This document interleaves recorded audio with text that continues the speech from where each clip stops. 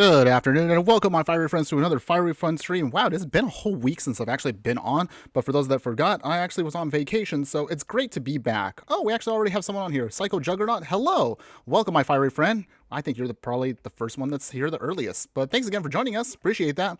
So, what exactly are we going to be doing? So, I'm just trying to get back into the saddle here. We still got a little bit of time to go before we get to Ether Drift. So, until then, I figure we can do a little bit of more fun, unique deck builds. Maybe look at some old stuff that we haven't played in a while. But what exactly are we talking about today? Well, I'm glad you asked. So, for those of you who do celebrate out there, we do have, of course, have recently the Lunar New Year, or Chinese New Year for some of you out there. So, we're going to be building a deck and playing something fun based around that. So, without further ado, let's jump right into it and show you what we're playing. See where I'm at? Oh, there I am. Oh, thank you.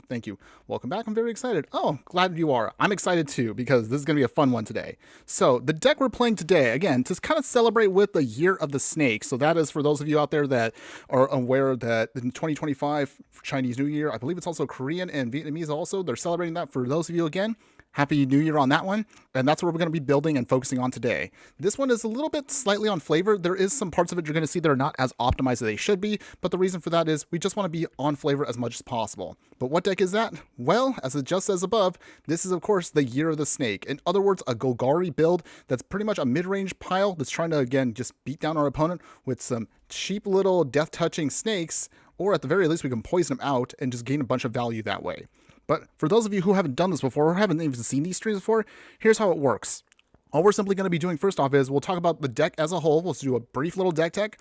Then afterwards, we'll get in as many best of one and also best of three matches as possible. Once we get to the halfway point of the stream, I'll just do as many of those best of threes as possible. We'll see how well the deck runs. Good, bad, whatever happens, we'll then have a little evaluation overall.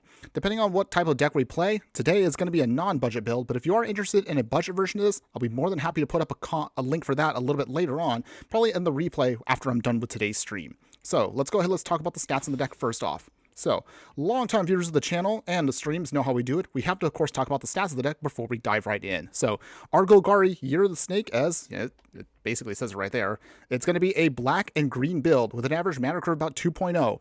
We're rocking 28 creatures in the deck, 8 instants, 13 enchantments, and 20 lands overall. So, for those of you who probably haven't seen this before, I mean, it's not exactly a brand new idea here, but again, I'm super jazzed to replay this one more time because we actually put this together on budget a while ago. So what we're doing is, as I mentioned earlier, we're going to play a bunch of snakes that have death touch to them and some cards that support the death touch plan. So some cheap damage. We're going to be rocking, of course, Finn the Fangbearer here and Shovel, Bane of Monsters, because these cards really help us out with what we're doing. Oh, hold on one second. Give me 1 second. Hold on. Something was popping up right now.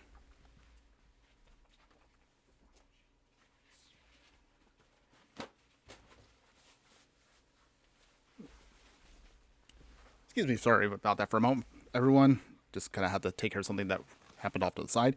Any case, so as I was mentioning earlier, again, we're going to try to go over and try to get as much value from our snakes as much as possible. So, as I mentioned, we'll talk about the creatures real quick. So, Ankle Biter, Fang of Shigeki, both are the same things. They're 1/1ers, they do death touching, so they're great for blocking, but we want them to do something else, which is where Finn the Fangbearer comes into play. If you haven't seen this card before, let's talk about it one more time for those of you that are new to this.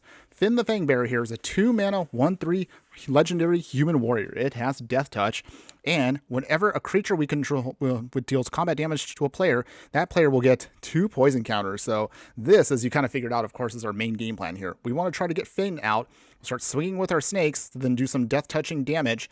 Then we'll put a bunch of poison counters to then just take out our opponent without having to do the whole drain them down to 0 life. We can get 10 poison counters much faster than the standard way of doing it. But we will need, of course, a little bit of extra support to make sure this all works out. So we're going to be throwing in Shovel, Bane of Monsters here, another awesome card for us. This is going to be a 2-mana, 1/3 legendary human rogue. It also has death touch, which is great for the plan. And at the beginning of your upkeep, if your opponents control no permanents with bounty counters on them, you put a bounty counter on that creature or planeswalker they control. And whenever that permanent an opponent controls with a bounty counter on it dies, you will also gain 3 life and draw a card. So not only is this great stabilization for us, but this also will help us, of course, keep drawing through our deck to make sure we can get to what we need. Having death touch on it is just another sweet bonus because this works perfectly well with Finn and, of course, our snake game plan here. But we still want to take this even a step further. In case if for some reason Finn the Fangbearer here does not work out for us, we have another sweet backup plan here. Hooded Blightfang. Now, Hooded Blightfang here allows us, of course, to do some life gain and train anytime we attack with a creature with Death Touch. So, as you kind of figure here, as long as we keep swinging aggressively, not only can we stabilize very quickly here, but also our Death Touchers make it very hard for our opponents to do some blocking, unless they don't mind losing some of their creatures along the way.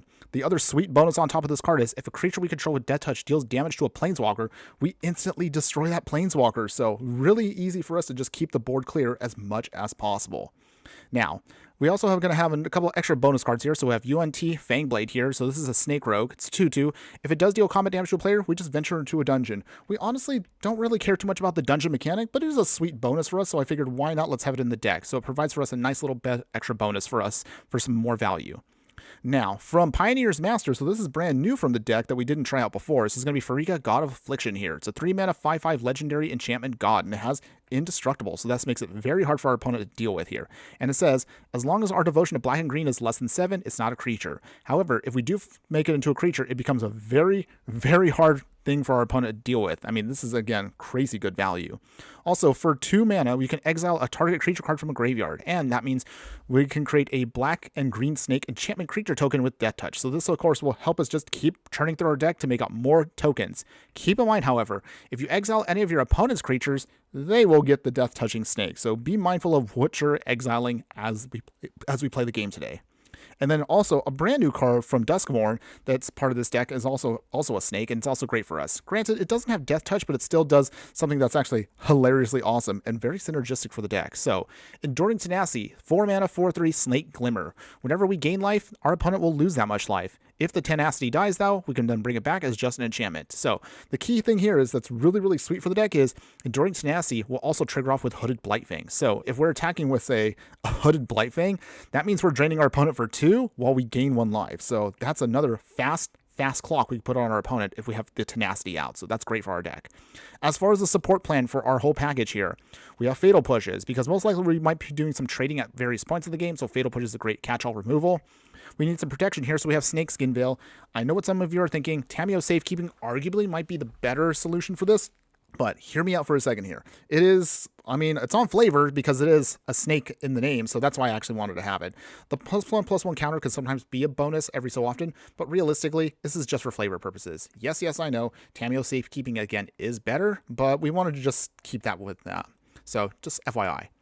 And then finally, our other support piece is going to be Hunter's Talent here. So when it enters, we get to ping our opponent, dealing damage equal to the power to a creature we don't control. So in other words, this is our spot removal. We can then level it up to level 2, which can give one of our creatures an extra +1/+0 and trample. Granted, our creatures are not very strong to begin with, but that trampling ability does force our opponent to do some bad blocking if they have no choice. And finally, at level 3, not too often we will get a chance to do this, but again, if at the beginning of our end step we control a creature with power 4 or greater, we draw a card. Realistically, all that's going to just help us do is just get card draw with Enduring Tenacity or maybe Pharika here. So again, it's a bit niche for that, but we don't really care about that. We just want to at least get this to level 2 just to get the most value out of it. Now, if we do want to take this to best of 3, which we'll do a little bit later on in the stream, here's how we're going to rock it. So for additional graveyard hate, we have Soul Guy Lanterns, which are going to be a little bit faster than just simply Pharika if we just want to exile everything. If we are dealing with some pesky control decks out there, we have Destiny Spinner. We can bring in this Enchantment Human, just make sure that our enchantment spells and our creature spells cannot be countered. So it makes it much easier for us to protect the board. If we do want to just pick off certain things that our opponent is also dealing with, those combo decks and those control decks out there, we have Thoughtseize, which is great for us. And then we have Heroic Intervention if we do need to deal with some mass board wipes. And then finally, for Artifact and Enchantment hate, we have Tear Asunder here just to round out the whole package. But otherwise, that's the whole game plan for you, everyone. That's going to be what we're playing today here in Ranked. So without further ado, let's jump into it. I'm super jazzed to see how well this deck does. But how well can it do? Well, there's only one way to find out. So let's go ahead, let's go play some Ranked, and let's see how well we handle things. So here we go. You're the snake. All right, let's go. Woo! Okay, so thanks again as always for hearing me all that. I know it's sometimes a bit of a to go through the whole deck tech, but again, it's important for me to explain what the heck is going on for those of you that are watching. All right, I'm feeling pretty good now. Finally all rested up for my vacation. I had a fun time on vacation, but it is kind of nice to be back home again. So hopefully we can get back into this and just kind of getting back into the swing of playing some fun Magic today. Okay, so let's see. What are we rocking here? Okay, so we got a Fang of Shigeki, which is good. We have Finn here. We have our Fangblade here, and we have a Fatal Push. So, okay, this looks pretty good. Yeah, we'll keep this hand. We can definitely start getting our game plan going very quickly here. Okay, we got a fountain port also. Oh, I forgot to mention the land base. Okay, so my mistake on that one. I didn't hit the land base real quick, but FYI, pretty much it's what you would always expect. So since this is non-budget, we're just rocking with as many dual lands as possible. For utility, we have a fountain port here in case we just need to then use some tokens. Maybe we can use those to draw cards or just build up our game plan if we have to gum up the board. So I forgot to mention that earlier. But otherwise, put that down. Fang of Shigeki. All right, opponent. Show me what you got, because it's time to oh, oops. Well, oh. Ouch. Okay, it's fine. Our opponent did, however, find an answer for us, but that's okay. No big deal. We could still keep going with our game plan here. Let us... We'll pass here. Okay, opponent, what do you got? Because they had a fatal push too. Oh, Dan Splendid, welcome back, my fiery friend. It's been a little while, but glad for you to join us today. Hopefully, again, you're having a great day where you're at. You just caught us in our first match today, so welcome. All right, they sacrifice the blood token. Draw a card. Oh, okay. So they're playing Mardu Reanimator, so we'll see how that goes. Do they swing? Opponents? They do. All right, so Fatal push that away. That way we can just keep the board clear. Psycho Juggernaut, that's what I would look for when having deck ideas, for having to explain what it does rather than just have the deck and go.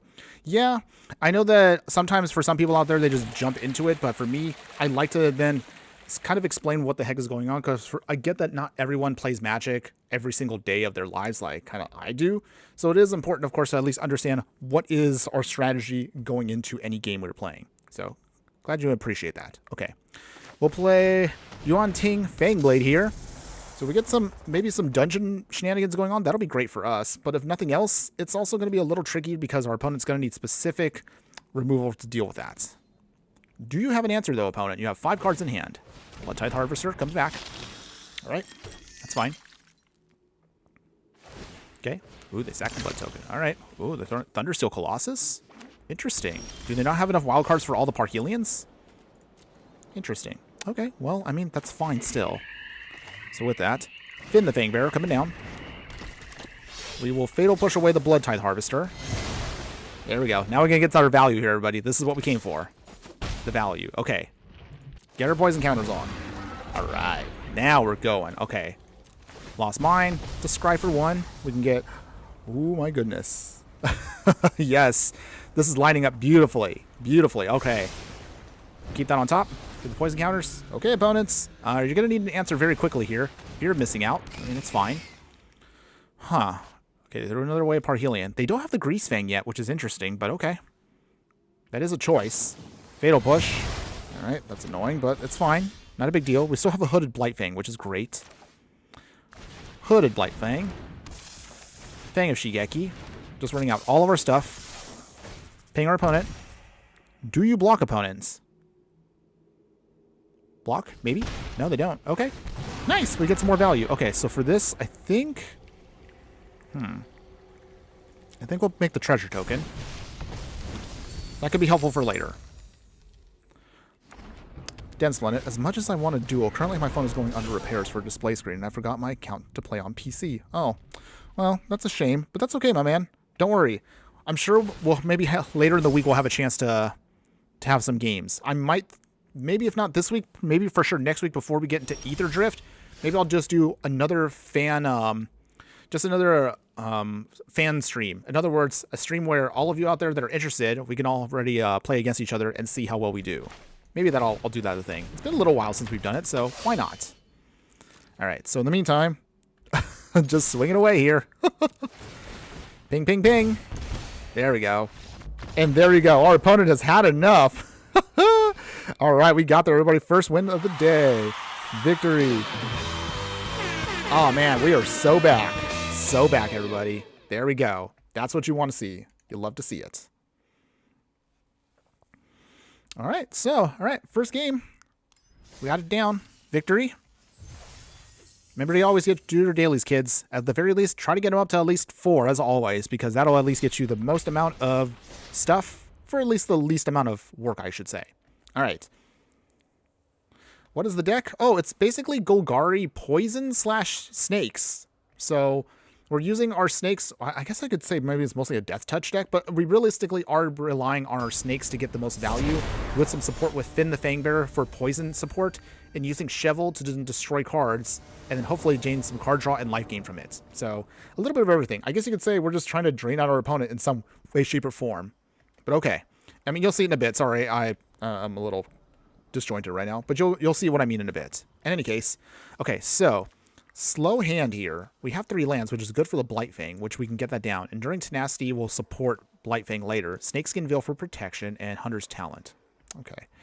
I think we'll keep this because I worry that if we mulligan, it might be something maybe worse. Okay. But okay. Citrus Supplier. Ooh. Are they also trying to get... Okay. 3 lands. Interesting. Forest. And I guess we'll wait on that one. Missed opportunity to join Vraska for Planeswalker. Actually, I'm glad you brought that up, Densplanet. The original build did actually have me put into the deck... Wait, hold on. Oh, our opponent is a zombie deck. Oh, okay. They're going to do a reanimation shenanigans. Okay. All right. I see. So that's the case. Let's do Hooded Blightfang. Putting it down. So, yeah, originally the first version of the deck was primarily a snake deck that utilized Vraska and technically had poison counters as the main focus, but it was kind of clunky and I realized I was kind of going a little too far in one direction while not supporting the rest of the plan. So she got cut. But there is a version of it that I would probably consider if you were interested that actually does have that focus. Okay, so with this, Finn the Fangbearer coming down. We will play Hunter's Talent. This might be a tricky matchup because our opponent wants things to die. So, FYI. We swing, drain our opponent, ping. They're obviously going to block, so that's not a surprise. But this does get things off the field. What we want to do, though, however, is just drain out our opponent. So I think life gain and drain is probably going to be our best option here to get rid of stuff. All right, so our opponent is going to mill some more. So... not exactly how I wanted our game plan to work, because this actually hurts us a lot more. Ugh. But we're getting to a critical mass here of zombies that our opponent does have. Let's see. Psycho Juggernaut. And I know it's not the current deck, but thank you for sharing the Kudo deck. I'm building it in paper. Oh, that's cool. I'm glad you are putting that together. Let me know how it turns out, though. Kudo was actually... that was a lot of fun last week. I was actually surprised at how well he does, just making everything into a bear. That's actually hilarious to me. Okay, so Blooming Marsh down. We will play Enduring Tenacity. So with this snake, now we can start doing... So we're going to start doing some draining here. There we go, look at that. Opponent's going to get drained here very quickly if they're not careful. Are they going to block with... Okay. Alright, they block with 2.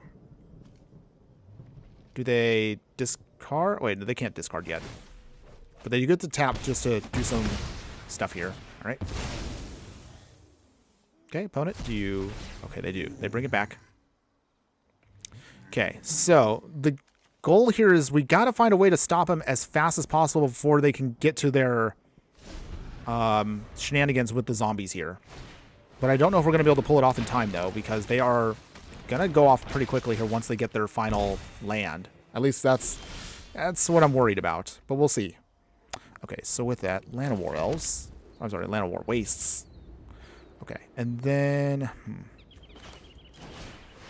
Our Fame Blade comes out. We have a Snakeskin Veil, so we do have some protection.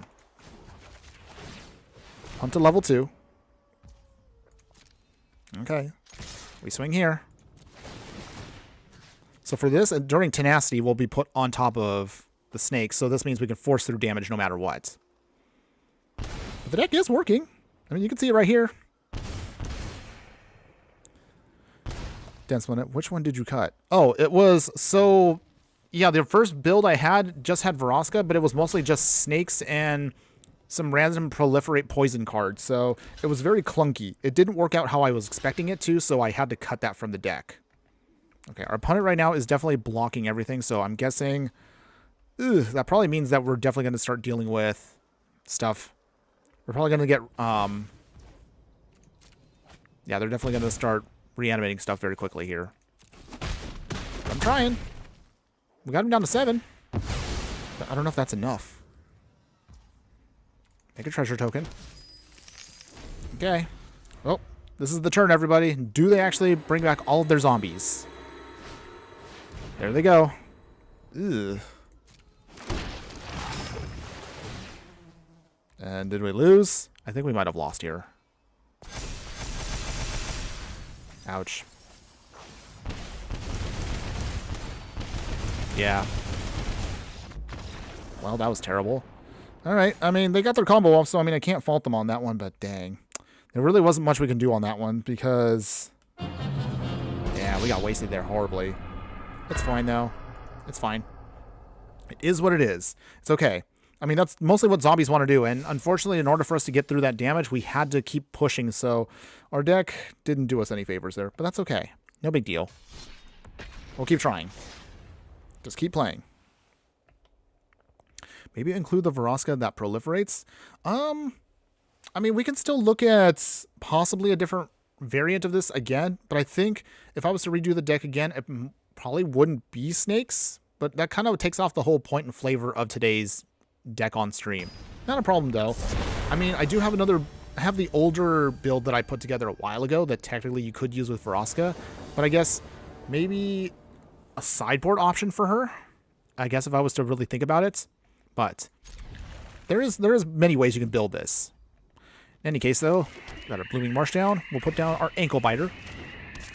Right, first Death Toucher. Right, opponent, show me what you got. Alright, got another Hooded Blightfang. That's cool. Put this down on green. So this way we can put down more snakes. And more snakes. Okay, down to 19. Okay. If we can get one more land, we should be able to then just drain our opponent here very quickly. Artist talent. Ooh. What are you trying to do, opponent? This is it the Arc-like Phoenix deck? Is that what this is? Okay. I guess we'll see. Artist talent number 2. Okay. They life gain and drain. Or, I'm sorry, not life gain and drain. They just do a little looting. My mistake. Oops. Alright, so let's go. Okay, there we go. We finally got our 3rd land, which is great. Hooded Blightfang. Alright, let's life gain and drain begin. There we go. Down to 13. Down to 10. Okay, opponents. Do you have an answer? This is what it comes down to now. If we can get down to the next Hooded Blightfang, which basically, that's game over for our opponent. But they will have to tap out here. If they do manage to get off their... I don't know if it's going to be the Arc-like Phoenix. I don't know if it's going to be some kind of other combo. They have to do it this turn, or they will lose. Excuse me. Yep. There's a snake in my boots. I love Toy Story. That was a great movie, though. Love it. Artist talent. Okay. Well, this is it, everybody. All right, this is it. Our opponent's tapped out. They have nothing. They have nothing right here. Okay. Hooded Blightfang number 2. Drain them out. Look at those triggers. Yes. Drain, drain, drain. All right. That is it. Beautiful. Oh, man. Victory, as always. Maybe today we can get out of the, what is that? The gold? We'll see. We shall see. All right. Getting our wins in today, which is nice. All right. Getting our next match going. So while we're pulling this up right now, how's everyone doing so far today? Let me know how you're doing. What have you been up to? Have you been also looking at what is coming to us now that we have the whole set for Ether Drift? I know some of you, I've been talking about this for several weeks now, but again, hopefully again, we'll have some really fun artifact shenanigans coming up soon with the next set. It does come out Valentine's Day, but it does debut, I believe, on Arena on the 11th, so we're just a little over a week and some away from putting together some fun stuff. Granted, it's not going to be all vehicles for us. I do have some new ideas, thanks to some of the new zombie cards. Some of the new goblin cards will allow us to kind of play around some new fun ideas on some of the other decks we built. But okay, until we get there, let's see. We got plenty of snakes here, and we have enough lands to cast everything. So yeah, let's keep this. So, I didn't mention it earlier, but yeah, with the land base here, we also have a demolition field. This is mostly just to pin down like certain artifact, like certain creature lands we don't want to deal with here. And I did mention earlier, the fountain port can be great for us to kind of help churn through our deck as we kind of hopefully outgrind our opponents. All right, so with that, pathway land, down, ankle biter. All right, opponent, show me what you got. This is going to be very annoying to deal with. It's fine. We'll find a way around this. In the meantime, let's play the fountain board. So this comes in and then now taps down. What we will need, however, is if we can get a Finn the Fangbearer, this actually won't hurt us that much because we can just poison our opponent before they can have an answer. But we'll see. Cycle Juggernaut doing good. Again, Splendid. Yeah, you definitely know which commander you're going to play in Brawl. Psycho Juggernaut. Sadly, I have very little interest in either drift, but full steam ahead for the rest of the year. Okay. Yeah, I know everyone kind of has mixed feelings on this set. I'm going to try to stay as optimistic as possible. So hopefully we will have something that maybe we can put together that might make things exciting. But we'll see. I want to still stay as positive as possible for it. Moonblessed Cleric. Okay. So what are they getting? Is it something I should be worried about? Oh, it is going to be 9 lives coming soon, so I don't know if we can get around that. We'll try. Opponent's going to probably block here. Yep. They do. They lose their creature. Put down another Fang of Shigeki. So I don't know if we're going to be able to get around this, because their game plan here kind of shuts down our whole poison package, because once they get this down, and they get down their other piece, that's going to be really hard for us to get around anything unless we played best of 3. But unfortunately, we're not there. Okay, so with that, we will... Okay. Fangblade down. They gain life. So let's see. Is there anything we have in our deck that actually can get around this? I don't think they can. We have an option here. Ankle biter. More life gain. If we only had Finn, that would alone would help us out completely here. But I don't think, yeah. So we get life gain, but it doesn't really matter. Okay. Hooded Blyfang's not bad. Wait, does this still help us out a bit? I guess we'll see right here. We can hit our opponent here. Okay. Now granted, you can kind of see we can't really... Solemnity is going to shut down our poison package, but we can still life gain and drain them. So, technically we do have an option to get around this. At least until they stop exiling our stuff. Okay, so let's see. Hunter's Talent doesn't really do anything. So I guess we'll just pump it. And no attacks. Okay. New Gaunty from Aether Drift. Yeah, I'm going to commit so many crimes maintaining petty theft.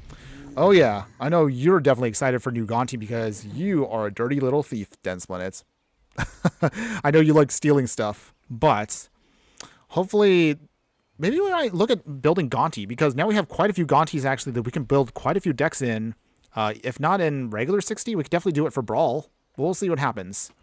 Stonebrain here, so they're gonna get our Hooded Blightfangs. Let's see, do we have anything else in the deck that actually can stop our opponents? I mean, technically, the only other option we have now is... Let's see. Sorry, I'm trying to think right now. Do we have another option? Thinking. Yeah. I mean, technically, we can try to bring out our Enduring Tenacity to life gain and drain them, but I don't think that's going to work out. We don't have anything that helps just automatically gain life except for Cheval? Ugh, okay. I think this one might be completely locked out. Unless we play best of 3, I don't think we can win this one, unfortunately. Dang. Alright. Sadness. Dang. But it's okay. I wanted to figure that out now before we kept playing. So at least we got around that. No big deal, everybody. No big deal. It's okay. We'll just jump into the next one. I'll just keep playing. All right, so let's see. Okay. Jumping back in now. Feeling good. Let's get this going. It's time to do. All right, so with that, Shovel Beta Monsters, so we can start getting some stuff out of the way. A Fatal Push to help us gain some life back. Protection for Snakeskin. Hunter's Talents. Okay. This looks pretty good. Snarling Gorehound. Blooming Marsh down. And we'll pass. Even if our opponent does have removal, we have an extra Shovel, so we should be okay somehow. All right, they make a Skeleton. They will get to Surveil. Okay. Nothing yet. That's okay. Doggo hits us. We go in. All right, so with that, Blooming Marsh. Let's play Shovel. Let's see if they have a removal. If they have removal, that's fine. I still have a way of making Shovel work even without it. But a lot of people today are playing a combo in mid-range piles here. We'll see how this goes. Opponents. Deadly Disputes. They draw some cards. Make a treasure token. Snarling Boarhound number 2. Woof woof. Hitting us down to 18. Okay, let's get pick on that one. We will play Pathway here. Hunter's Talent. Doggy go bye-bye. Gain some life, draw a card. Nice. All right, and we have plenty of protection here now. All we just need to do is just start slowly pinging out all of their stuff with Shovel, and we should be good here. Then Splinit. Esper Rooms, I have been optimizing the 80 card variant. Went from 4-0 in best of 1 and 3-1 in best of 3. Nice. Like hearing that. Do you have the... Wait, have you put up the list on Discord? I kind of want to check that out. That sounds like it's working pretty well for you, so I'm happy to hear that. Okay, opponent's got Citrus Supplier. Okay, so they're going to start throwing stuff in the graveyard. Should we be concerned? Okay, it looks like it's going to be just lands now, so that's okay. Okay, nothing big yet. Another land. Okay, so I see what they're trying to do here. Okay, so game plan right now. So if they start sacrificing everything, which is fine, I just need to get this out of the way. Go back down to 20. Okay, bounty counters on our Bartolome. I think I said that right. Okay. Any case, Fatal Push that away before they get any more value. Most likely they're going to sacrifice their creatures now, which is okay. Okay, more milling. Mill, mill, mill. So I guess they're a vampire sacrifice build? Or some kind of sack for value pile? Either way. Okay, we gain another life, draw another card. Alright, Enduring Tenacity, that's good for later. This play's tapped. It's tempting right now to start putting stuff out there, but we need to wait at least one turn for Farika here, just in case. We are so ready to go off here. Okay, Raise the Pass is coming, so here we go. A lot of drain here. Ouch. Okay, more milling. More milling. All the life gain comes back. This means they now get to Surveil again. That's a lot of Surveil, by the way. Interesting how they set this up. And they can sacrifice everything to Bartolome again. Okay, so let us put this on Bartolome again. And then let's see, how do we do this here? I believe here. Enduring Tenacity. And no attacks yet. So, our way around this right now. This is where it gets a little trickier for us. We'll see. Dense Planet. Tomorrow, my phone is still in the repair, remember. Okay, yeah, don't worry. By the time maybe we'll have a chance to stream later in the week, you'll probably have a chance that we can play. But I'll set that up. I'll just need to maybe make a little thumbnail for that, and we should be able to then maybe have like a stream where we can just do everybody playing. Okay. In the meantime, though, okay, so our opponents got their little combo shenanigans set up here. So they got Starscape Cleric, start sacking stuff. But does this mean are we alive or are we going to be dead? I guess we'll find out here. Opponents, did you get the combo?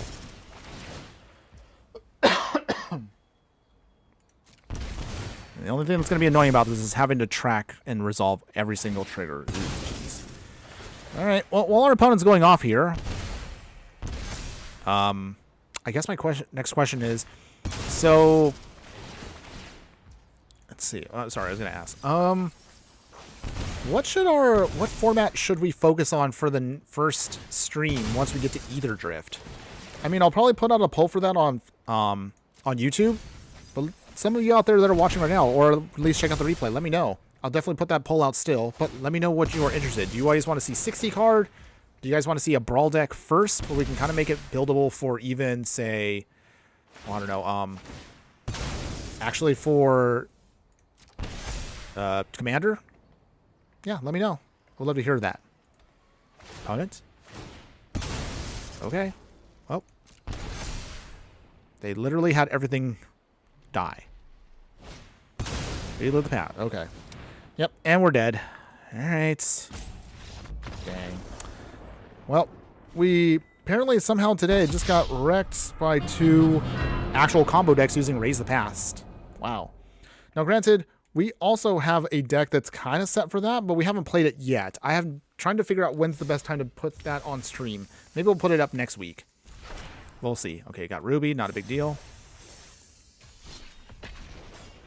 Kind of coincidental or kind of interesting the fact that we actually had to face off against 2 different reanimation decks that were using the same game plan of just dumping stuff into the yard, having it all die, and reanimating it. Totally not a conspiracy against us. Or is it? I don't know. You let me know. Okay. So, let's see. So, we got Shovel here again. Finn the Fangbearer. Hooded Blightfang. Hunter's Talent. No snakes. Well, technically we do have a snake, but that's fine. Just one will do. In any case, let us put down our Land of War Wastes. All right, opponent, show me what you got. And Splendid, up to 246 subs, by the way. Nice. Happy to hear that, my man. Good job. 240 subs. Keep rolling, my man. I know you can do it. I believe in you. Finn the Fangbearer coming in. We ping ourselves. Okay. So, we need to get our lands to get the rest of this game plan off the ground. Alright, in the meantime, opponents looks like they're playing a mono red deck, but if we can gain some life against them, that pretty much shuts down their whole plan. Come on, opponents. Wizard's Lightning.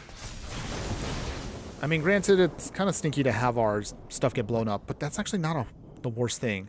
Wizard's Lightning to our creatures is better to our face. As an actual burn player, I do know that. You ideally want your burn spells to go to face, so that way you can close out the games faster. But okay. Let's see. Fang of Shigeki. Although our own mana base is going to start being a bit of a problem for us here. Okay, opponents. 3 lands. 4 cards in hand. What do you got? Come on, opponents. Can't take too long. You're mono red. Just play, play, play. Anytime now. Skewer the critics. Okay. 13. We might have to start awkwardly blocking here in order to deal with their stuff, but we'll see how we can get around this. We just need at least 1 more land. Any land here will help us out. Does our opponent swing, though? Oh, they don't. Okay. Well, that helps us out then. So in the meantime, we can't have it, unfortunately, come down as a regular land because we're just going to hurt ourselves. Pain land. And then Soul Scar Mage down. No attacks. Okay. So we're slowing them down, which is good for us. That's what you want to do against mono red. If you could slow down mono red to a point where they can't really like sling spells at you, you've kind of had the edge. Okay, 2 cards left. Do they have any other burn spells, or are they just saving them up? Who knows? I guess we'll see. Get to Lava Runner number 2. Okay. They swing. And swing. Okay. No blocks yet. It's risky. Very risky. But I think we can survive at least one more turn. Oh. Okay.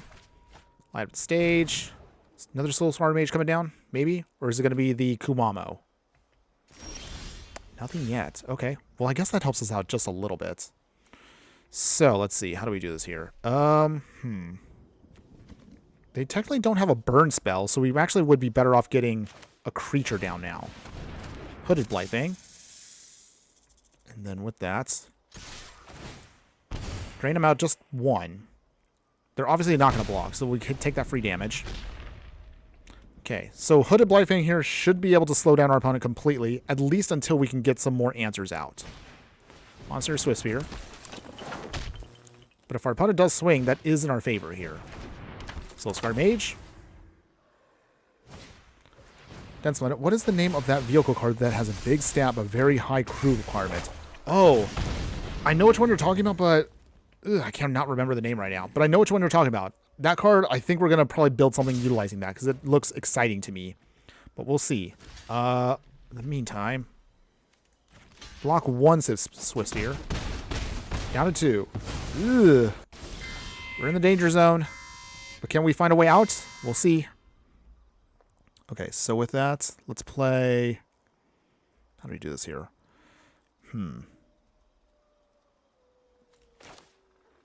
Hunter's Talent. We will ping out a Soul Scar Mage. Okay, so with that... Ooh. Maybe we should kind of forego the actual flavor here. Honestly, if we went with Tamiyo Safekeeping, we probably would be in better shape. But unfortunately, because I wanted to go with a flavor of these cards, it kind of ended up backfiring on us quite a bit here. But that's okay. Something to consider. Maybe I might do a small tweak once we are maybe done with the next match or two. Any case, okay. Is there a way out of this?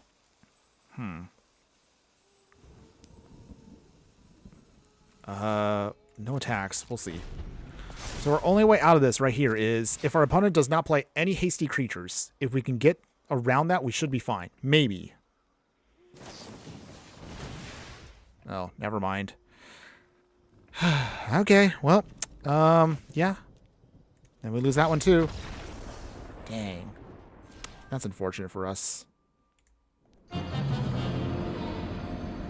Wow. Alright, well, I mean, it is what it is. No big deal. That's an idea for Ether Drift. Get the Chandra Spark Hunter and all the big vehicles with her static ability. That actually sounds fun too. I mean, again, this Chandra seems a little different, or at least a little clunkier compared to the other ones, but that's okay. I'm interested to see where it may go. And then, oh, Psycho Juggernaut, but it is flavorable. Yes, it is.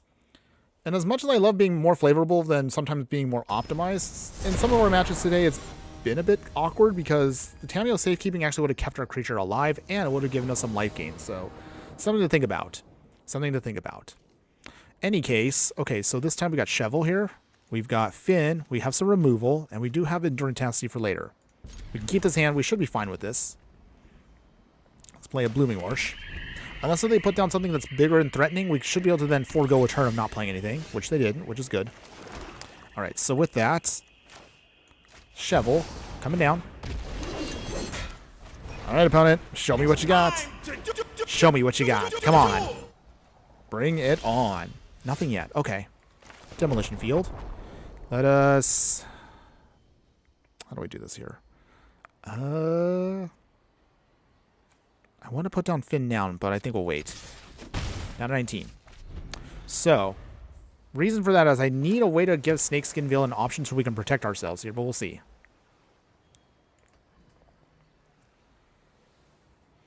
Opponents? Do you have an answer? Nothing? Okay. Demolition Field. I want to make sure we can still get our actual land we need. Although this is going to be risky for a second here, because we'll see if our opponent some way, somehow can get around this.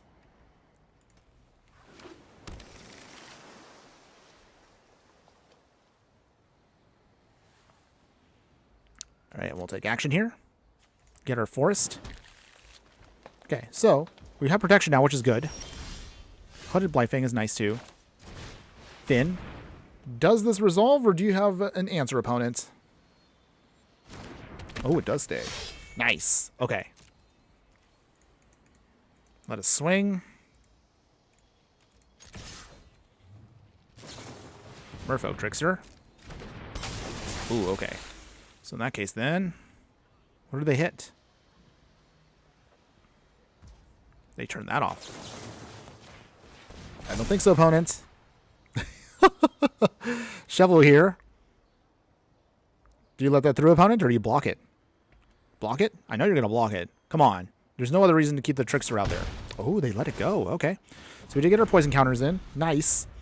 Shovel, of course, is now going to be also a little vulnerable with our game plan here, but it looks like I'm guessing our opponent is a tempo deck. That's what I'm guessing. Elite Guard Mage. Wow. I haven't seen that played in forever. Are they a blink deck? Is that what they're playing? Not sure what our opponent's trying to do here, but okay. Either way, stuff's got to go bye-bye. So, that's got to go. Gain some life, draw a card. Nice. Okay. Now we're talking. Get that out of the way, too, so we can get some more poison counters going. Down to 17. And here come the poison counters. Up to 6. Great. Psycho Juggernaut. I hate to call it early, but I need to take care of some stuff, but I will be back or catch y'all next time. Okay. Well, we're going to be here probably for another hour and some, so if I do see you again, that'll be great. But if I don't, have a wonderful day, and hopefully we'll get to see you soon again. Take care, enjoy your day, and always be sure to burn bright, my fiery friend. Meanwhile, our opponent here is playing a really annoying... Okay, oh, okay, so it's a Blink Wizards deck. Okay, that's kind of neat. I kind of like what this is doing. Although it's going to be very annoying, but this is kind of cute. I actually probably would play something like this myself. Okay, so in the meantime, let us play... How do we do this here? Shovel coming back. And then... The bond's got to go bye-bye. Fang Shigeki coming down. And go from there. Okay. Bring it on, opponents. I'm ready for you. Elite Guard Mage again. Annoying because they gain life, but we don't care because we just want to poison them out. They shock themselves. Nothing, opponents. Okay, so with this, Guard Mage is going to get a hit on it. And then from there, we will play... How do we do this here? I guess Finn the Fangbearer is fine. Wizard's Retort. Oh, come on, opponents. Boo. That's fine. We're still doing okay. Fang Shigeki gets Trample. Do you block at all, opponents? Maybe? Who knows? We'll see. Okay, they block there. Push through some damage. So, I think our next option here will be Enduring Tenacity. Elite Garbage again. Okay, they gain some life. Okay, opponents. We'll see. Another land. So they're definitely going to start getting off their stuff here quick. We will... how do we do this here? I think... Enduring Tenacity. We swing here. Give a Trample. N2, 3. Is this going to be enough, though? Ooh, they double block. Alright. It does kill them both, so that's actually good for us. We gain life, and then we drain them out for 3. And then we'll play our tap duel. Okay. A little clunky so far, but their extra value they're getting, it's very, very annoying. But that's okay. We're still doing pretty good here. Well, I mean, they have a pretty unique deck here. I mean, I've seen this style of deck before, and I actually honestly like it myself. I haven't decided if I wanted to make this into my own, like, budget build in the future. Maybe we'll do that coming up. Okay, opponents. Milling away all the stuff. Or I should say looting all the stuff. Charming Prince. Bouncing, bouncing, bouncing. Bouncing, bouncing, bouncing. Okay. All right, our opponent is completely stripped of everything. So hopefully this means now we should be able to then start doing our thing. Okay, Hooded Blightfang, number 1. Yuntang Fangblade. And, okay, so with that, no attacks yet. It looks like it is a Azorius Wizards deck. I mean, they still have a couple of non-wizard spells like Charming Prince here, which was an interesting choice, because it doesn't really gain any actual value besides just flickering things back and forth. It is so far an interesting deck. I do like it. Except when I'm facing against it, because it's very annoying. But it is working. Very impressive also for our opponent here. Okay, so it looks like they're going to bounce something away. Hooded Blightfang. And our Fangblade. Ugh. Okay. No blocks. We have plenty of life, so that's not a problem. I guess now is the time we can actually go up to level 3. So, nothing yet. Well, we get to draw a card, which is good. Okay, so the next option here is we can get rid of the Naban here, and we should be fine. Hopefully.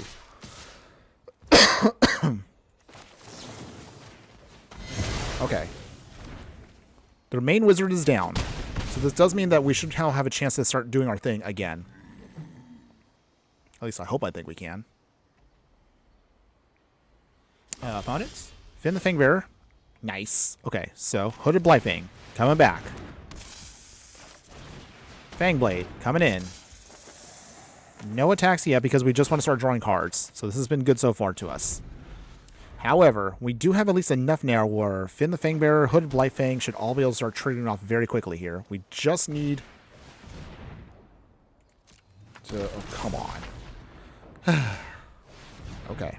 This time, however, we are prepared for this. So they're probably going to bounce away Hooded Blightfang, which is fine.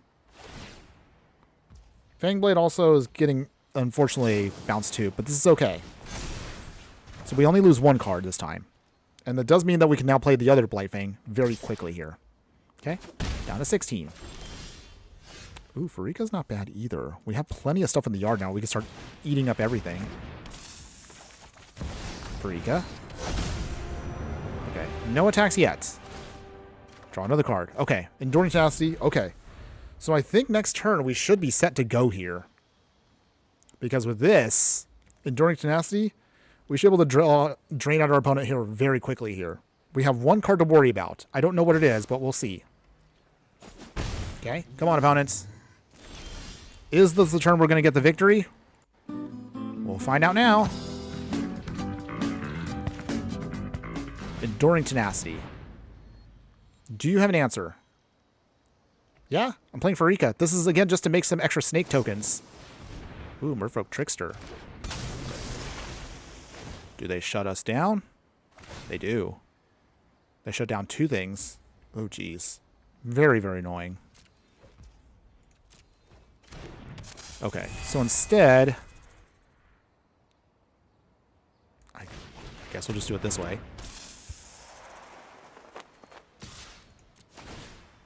We swing, but it does get trample, which is good. Down to 19. And we get to draw a card still. Okay, so... we're pretty much now at a point where if I can just get one clean shot in here, we should be able to get our opponent here very easily. Okay. This should be the turn, everybody. This should be it. But first, Hunter's Talent coming in. We then Hooded Blightfang, the Naban. Nice. Okay, I think this is it, everyone. This should be it here. There we go. I think we got him one right here. And then...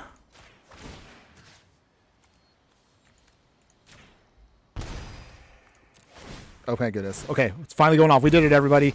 Oh, our opponent. Oh, you should have let me get the triggers, opponent. I was about to go off there. Yes. That's what you wanted the deck to do, everybody. We didn't quite get a chance to see it completely go off there, but here's the idea. You kind of saw there. So with that many Blightfangs and the Enduring Tenacity, we were able to life gain and drain our opponent out super quickly there with all of those triggers going off. That means we would have drained them for 3 on each swing and ping. And the Hooded Blightfangs, oh man, that was just that was just too much for our opponent there. They had to gum up the board quite a bit, but this is the reason why we built the deck the way we did. Even if we can't push through damage directly, the drain of alone was enough to stop our opponent. Oh man, beautiful. Beautiful, beautiful. Farika? Oh, give me a second here. I'll show you real quick Dense Planet. So for this, so you haven't seen her before. So Farika, God of Affliction. What Farika is trying to do here is an indestructible god where it has the devotion thing. It only becomes a creature if we have enough devotion, which is 7. However, for 2 mana, Golgari colors, you exile a creature card from a graveyard. Whichever graveyard you're exiling from, that player will get a snake token. So that's basically the reason why we have her in the deck. Is it's mostly for flavor purposes, but she can be a very great creature if we have enough devotion out to then just do aggro damage or at least block for days, or we could just make a bunch of snake tokens once we start getting more creatures into the graveyard. But the only downside, however, to Farika, as you can see Dense Planet, is if we end up exiling our opponent's stuff, they will get the tokens. So we have to be careful as to what we're exiling. It's mostly only for us as a one-sided effect, but that's mostly the reason why we have it. Okay, so we're about to have to... Didn't mean to be angry there for a second. Anyways, we're at the halfway point, so we're going to do some things here to get most out of this deck. So it's going to be best of 3.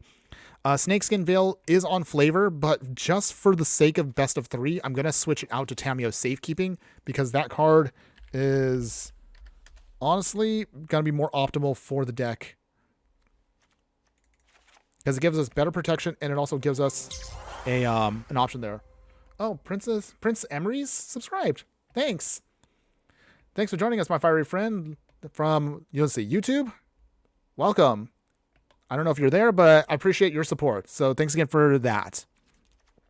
So Tamiyo Safekeeping, I know it's not on flavor for the deck, but just for the sake of being a little bit more, I would say, competitive and a little bit better for ranked, we're going to put in Tamiyo Safekeeping. As you saw, it's better protection for our deck. It also gives us life for stabilization. So we honestly probably need this a little bit more than the flavor. Dang, I like to play on flavor, but for this purpose, for best of 3, we're going to switch it out just for that one card. Otherwise, let's go ahead, let's continue on, but we're now going to play best of 3. So best of 3 in Explorer with our Year of the Snake. So, as we're about to load up our next match here, as a friendly reminder for everybody out there, if you do like any of the content that we do, if you are a fan of my budget deck techs on YouTube, if you enjoy the fiery fun streams where I'm playing as horrible as possible with random decks, be sure to like, follow, and subscribe wherever you watch the content so you don't miss out on any of the gameplay, booster pack openings, deck techs, and so much more. If you want to then support me even further, for as little as $3 a month, you can see right now, the chatbot's just saying right now, you can be a true fiery friend. Again, $3 a month on Patreon will get you access to bonus gameplay footage that I put out there every so often when I can. Mostly it's going to be test decks or features of decks that are coming up. I always try to put out there early sneak peeks to the deck techs that go up on YouTube at least a couple hours or at least days before the actual deck does go up on YouTube. And finally, if you don't want to do any of that, or at the very minimum you want to help us out, but you don't want to spend any money, don't worry about it. For free, you can always join the Discord, which I also will have up. You can join our group of fiery friends as we start building up our circle more and more. All links, of course, are going to be in the stream, so check those out. And again, if nothing else, I appreciate your support just for being here today. All right. Now they got all my shilling out of the way. Sorry about that. Got to do it, of course, just to promote. But otherwise, let's see. We've got here 2 Ankle Biters. We've got Tamiyo Safekeeping and Enduring Tenacity. Nothing super crazy yet, but we will be able to build into what we need. So we'll get that Blooming Marsh down. And an Ankle Biter. Come on, opponent. Show me what you got. So about the basically Phyrexia list, what is in it? Well, I'm glad you asked. That's actually going to be the next deck tech I'm going to build, not for this week, but for next week's video. This week I'm going to put out something else instead, but we will have that basically Phyrexia deck ready to go for next Monday Dense Planet. So hang in there. It's coming. It is coming. Let's see. How do we want to do this here? I guess we'll put on Pathway Land. Finn the Fangbearer. Our opponent is definitely not going to lose their chump blockers, so we're going to get some poison in here. Here it comes. Poison is coming. Okay, so our opponent's got an Elvish Mystic, so that means it's the mono green devotion deck that I absolutely hate. Ugh, disgusting deck, by the way. But we can still get around it, though. We do have ways. Okay, so Fanga Shigeki again. So it's tempting to go after Kiora, but it's much more efficient to just start hitting our opponent here. So they're already past the halfway point on these poison counters. Can we close it out faster than they can bring out their stuff? We shall see. If you want to, again, Den Splendid, I mean, I'll try to put up some more test footage of the Phyrexia deck so you can kind of get a little idea of that budget deck on Patreon. That'll go up there.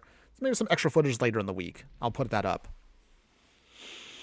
Otherwise, okay, so our opponent here has 6 cards in hand. We have 3. They have 2 lands, technically a mana dork, which they can retap again with Kiora. What do you got, opponents? They are thinking. They're thinking hard. Opponents? Anytime now. Anytime now. Okay. Again, I'll let our opponent do the thing. Let him think it out. Come on, opponents. Yoo-hoo! Hello! Hello, hello! Maybe they're getting their Amazon package. But okay. Nothing? Feel kind of awkward about this, but okay. I guess I'll get in some free damage here. Okay. So, casting my card, maybe, someday. I don't know. Who knows? Our opponent here is, I don't know if their connection's wrong. I don't know if they went to go get something. I have no idea what's going on. But either way, opponent is somewhere in the world. Den Splendid.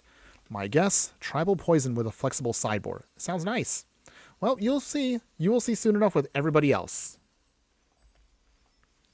I'm honestly just trying to put out there some more stuff, at least until we get to Ether Drift, because I got plenty of ideas for Ether Drift. I'm just kind of itching right now to get that set out so we can definitely start building on some more fun decks. But honestly, it should be a good one. Okay, opponents. I guess our opponent's just not there. So I feel kind of awkward about this, but okay. I guess I'll get a free win. This is best of 3 too, so our opponent might actually just give us like a free best of 3 victory here, but we'll see. Okay. So now that I know they're playing that, let's see. What should we pull out then? It's a mid-range pile. So let's see. Do we want to change anything? I don't know. Maybe the Enduring Tenacity won't do too much for us in this matchup. It's going to be a while. So instead, maybe we should get in.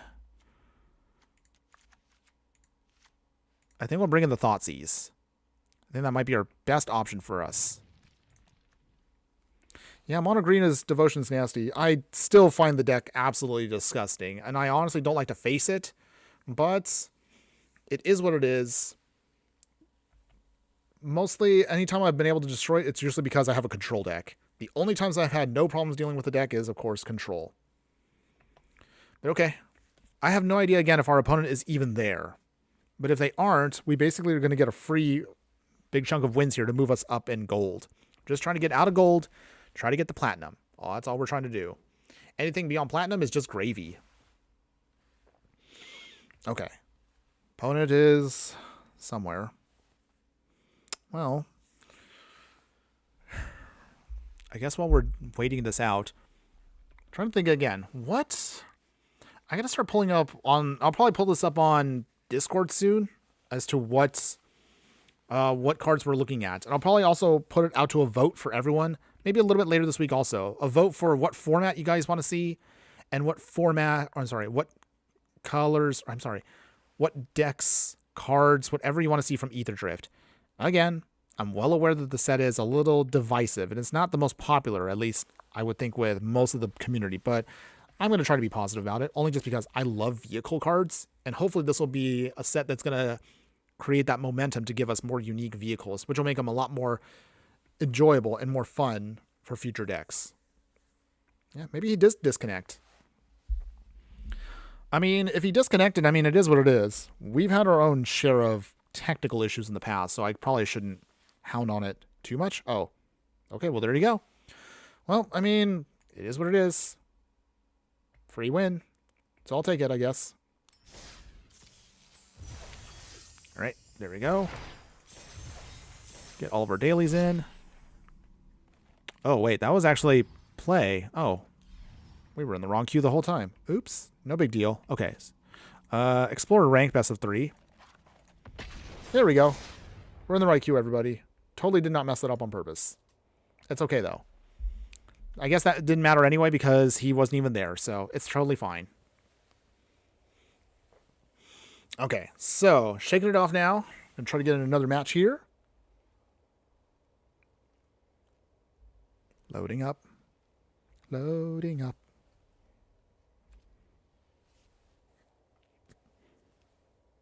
Loading, loading, loading. All right, here we go. We got our match ready to go here. I'm ready for some best of 3. It's time to do. Okay, let's play first. All right, so we got plenty of lands. Fatal Push, Tameo Safekeeping, Hunter's Talent. No creatures in hand. Wow. We're going to mulligan. Okay. This we can work with. This is fine.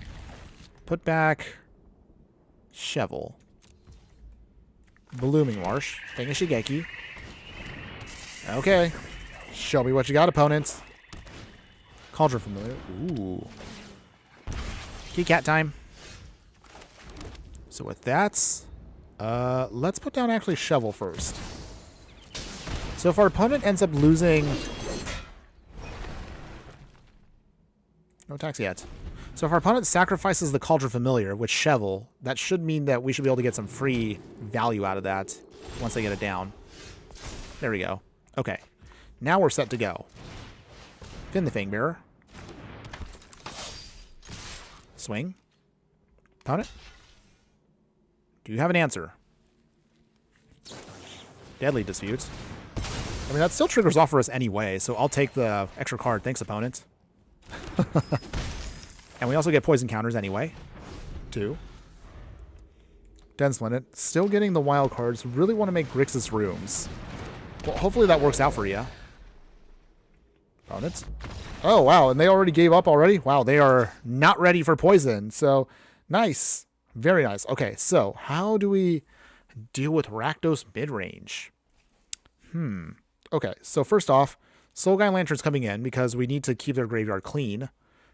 Is this Terra Sunder time also? We can get rid of their shenanigans that way. Thoughtseize also would help. And I guess the Terra Sunders will come in. Okay, so Enduring Tenacity is going to get cut. Do you want Farika? I guess Farika might still stay. And then, let's see. Most of the other stuff just kind of come down to whatever our opponent is going to try to do. Let's see here. Hooded Blightfang also can help us out with life gain. Maybe take out the Fang Blades, I think. Okay. Still thinking here. I need one more card cut. I guess one of the Hunter's Talents can go. We'll go like that. Okay. We should be fine this. Dense Linnet. For the next set, we are getting more Verge Lands. Are they any good? The Verge Lands are great. I definitely would recommend getting the Verge Lands while you can. Arguably, I think they're better than the Check/Buddy Lands from the Dominaria set. So the Verge Lands are nice because as long as you have either one or the other respecting color that it's supposed to go with, I mean, you can still use the land as a base, like as is, without getting another extra land in there, but getting another one will help you kind of manage your mana base just a little bit. I don't know if that made any sense. But long story short, again, as long as you have the right basic land type that correspond with that, you should be good. At least I believe so. All right, Thoughtseize. Let's get a peeky beak. Okay, so let's see. Throw away the Igra. Okay, so they are definitely going to go all in on food. Second Witch's Oven. Okay, nothing yet, because now we really need to land. Like, we seriously need to land. Oh, jeez. All right. I guess we'll throw away an Ankle Biter. So awkward right now. Come on, deck. Give me what I need. Something. Anything. Okay, I'll take that. Land of War Wastes. Let's see. I guess Ankle Biter. Just one. So if they Fatal Push this away, we can at least Fatal Push away Mayhem Devil. So that does help us out a bit. Okay, so with that, Fatal Push away their Mayhem Devil. Okay, that at least clears the field. So they've used up a lot of cards just to do this. They will ping us for 1, which is annoying, but not a big deal. Okay. Nothing yet. Let's play Ankle Biter again. Opponent. Oh, yeah, I realize the term is a little outdated, but Buddy Lands, I'll show you once we get to a point where I can do that later on. Okay, Fatal Push again. Annoying, but okay. What's the last one, opponent? Another Fatal Push, number 3. That's gone. Wow. All right, opponent used up most of their Fatal Pushes already, so we should be good to go here. Level 2 for our opponent. Okay, Fang of Shigeki again. So let's see. Tear Asunder. We get rid of that Scavenger's Talent. We can't have that on the field doing shenanigans. So that's got to go. Wow. If I could only just get some more lands going, I think we should be fine. Still no lands. Super awkward, but that's okay. Well, Shovel's going to have to come down now. If our opponent is wise, they're going to have to sacrifice that Blood Tithe Harvester. Otherwise, we will harvest it later on for value. It depends also on what our opponent also is playing. Do they have the Cauldron Familiar? Okay. Nope. Throwing away a land. Okay. Still can go either way here. Cauldron Familiar. Okay. Okay. They swing. Can't block yet. That's fine. Let us play on the Blood Tithe Harvester. Do they sack it? They don't. Okay. Well, that helps us out a bit. Down to 6. That card talent ruined me bad against my room decks. Wait, which one? Which talent messed you up? So either way, our opponent here is going to have to sack it for value. But that still helps us out a bit because we will gain some life and draw a card. Come on, opponents. I know you want to get rid of it. You can't miss out on free value for your side. Anytime, opponents. What will they do?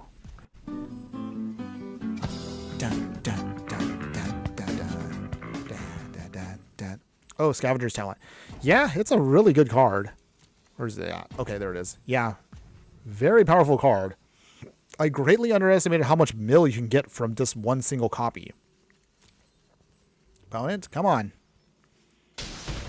Okay, well, either way, we'll still take that life gain and draw a card. Come on, deck, give me a land. Really? Wow. No lands at all. I'm really shocked about this. But either way, getting that extra little bit of life there did help us out stabilize just a smidge. No attacks yet. All we need now is realistically just a way to start pushing more stuff out there. Our opponent's going to start doing their shenanigans here. We just have to survive a little bit longer.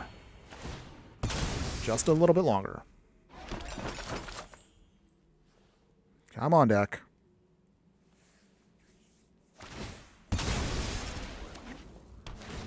I mean, Cat Oven's going to Cat Oven. What can you do? Okay, another land. That's tap land. That's okay. Do they sack immediately? Oh, they don't. Interesting. Okay. Well, I suppose that helps us out just a little bit. Okay, so how do we do this here? Yeah, we need exile, but we need lands. That's what we really, really need right now. Is I need lands like yesterday. That's honestly what I need for this deck, and it's really getting kind of annoying. But okay. I guess we don't have a choice here. We'll put down Fin the Finger to put down more pressure on our opponent. Start swinging here. They will start getting poison counters even if they block. So they have to block here. But that does help us out just a little bit. Because Shovel does trigger off. Come on, deck. Really? Wow. I'm still in shock that our deck cannot get a single third land out. It's literally going to cost us the match right now at this point. Just a third green color would at least help us out with putting out more pressure. Something here would have been nice. Just something. Okay, come on, opponents. What do you got? Den of the Bugbear turning on. They swing. Okay. I guess we don't have a choice. We have to lose Finn here. Terrible, by the way. Put it on Culture Familiar again. They'll sack it now. No surprise. So we don't get anything off.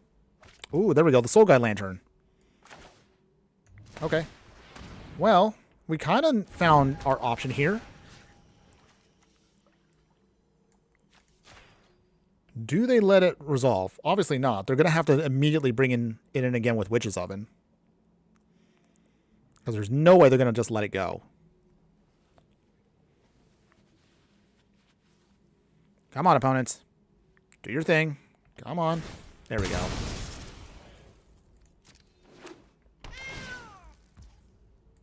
But now they can't really do their thing here.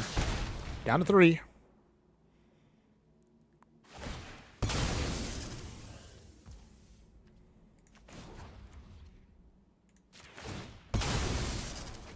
Oh, wait.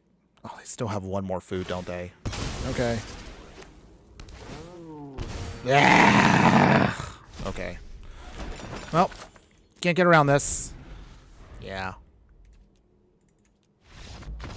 Yeah, 2 Witch's Ovens were just too much for us to handle. Okay. So, there's not really anything else I need to adjust. I mean, I guess maybe the Afrika didn't help us out there, so put in the extra Hunter's Talent. We'll try again. Okay. Alright, let's see. Can our deck get around Cat Oven shenanigans? Let's try.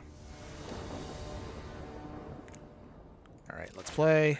Okay, Thoughtseize in the hand. That's probably going to be the most important thing we have. We will play Blooming Marsh. Let's get a peeky peek. Okay, so... Oh boy, okay. Throw away their Thoughtseize. Keep our hand clean. We can kind of see what they're doing now. Scavenger's Talent coming down. Okay, Finn the Fangbearer first. We will... First Snick. Second Snick. It's okay. I'm still feeling pretty good right now. All we just need to do is just put our snakes down. We should be able to then get there. They go up to level 2? They do. Okay, so they are tapped out, which is good for us. That's what we wanted. And more wastes. Finn the Fangbearer coming down. Poison counters coming in. All right. Yeah, Igra is a threat. It honestly is a threat, but that's okay. We have already poison counters on top of our opponent there, so I think we might have a chance to close this out here. Ooh, okay. So our opponent does have at least one blocker. Okay, we got another swamp, which is good. Fang of Shigeki. And we do big swing here. He has to block no matter what. Protect Finn. Okay. It dies. They make food. But they're up to 8 poison counters. So we need at least one. Actually, we need 2 creatures to survive. Finn's got to survive. Fang of Shigeki or Ankle Biter's got to survive. Something here. Did we beat our opponent here? Are they going to be sacrificing with Deadly Dispute? This is literally what it comes down to right now. They don't have enough for Igra, so that's okay. Deadly Dispute coming in. They mill. Alright. They make a treasure. Did you win, opponents? Did you manage to get around us? Claim the firstborn. All right, they got through. Very annoying, by the way. Another deadly dispute? Yeah, they do. Okay. They sack it. So we do get to keep at least one of our snakes. But now we need another option to get around stuff here. They got the cat. But did they get the oven? I don't know. We'll see right here. Witch's oven. Oh, come on. They actually did get it? Jeez. Alright. Well. Okay. So. At this point. I honestly am not sure what I can even do it now. I can bring in the cat. And they'll keep milling. Now, what we need is either a way to trample around them, or we just need a better way of pushing through damage here. Something. Anything. Card draw. Life gain and drain. Because otherwise, we're going to struggle here now. We came so close here. Down to 15.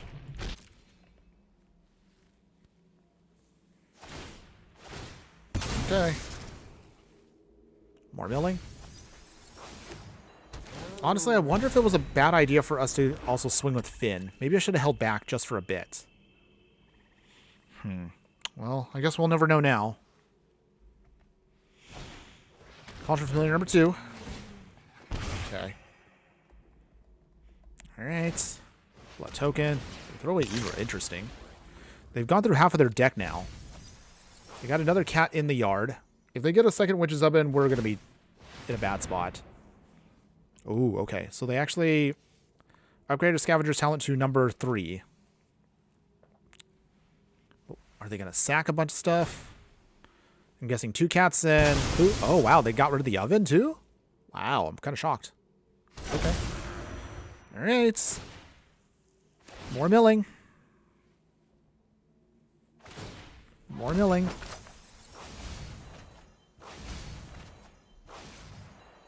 Okay. Ugh. Not too good. Not too good. Okay. Oh, they got the combo off. Never mind. We lost. Dang. Man. Killing me over here. Well, alright. We unfortunately go back down to the bottom of gold again. So frustrating, by the way. Okay, well, I guess we'll try again later on. But for now, just keep going through rank just a little bit more. Okay, so looking at the clock right now, we're probably going to play maybe for another 30 more minutes, just depending on how things look.